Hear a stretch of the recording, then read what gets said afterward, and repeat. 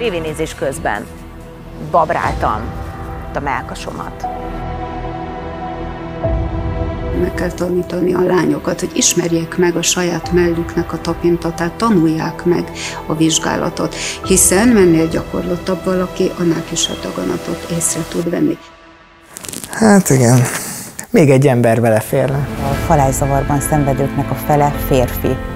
Míg a többi evészavarnál azt lehet látni, hogy inkább a nőkre jellemző. A gyerekeknek már a mostani kinézetem az egyértelmű, de amikor előkerülnek régi képek, akkor nagyon rácsodálkoznak, hogy jé, így is kinézett apa. Hát a konyhás néninek se kell 120 kilónak lennie ahhoz, hogy szeressék a gyerekek. Szerintem ez még mindig túlságosan tabu téma. Nagyon sokan nem szeretnek róla még mindig beszélni, pedig amúgy szerintem ez fontos lenne. Mindig hordasz magadnál offszer? Igen. Tényleg? Igen. Ti most találkoztatok először? Igen.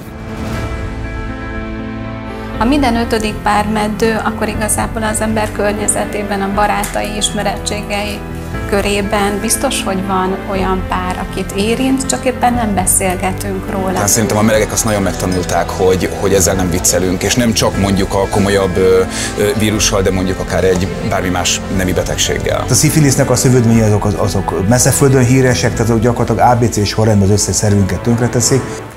Ezt nem akarod. Szerintem egyébként mindenki egy egyéniség, szóval nem vagyunk ugyanolyanok. Az erő az mindenkiben benne van, de mindenki valahogy máshogy ad át az embereknek magából.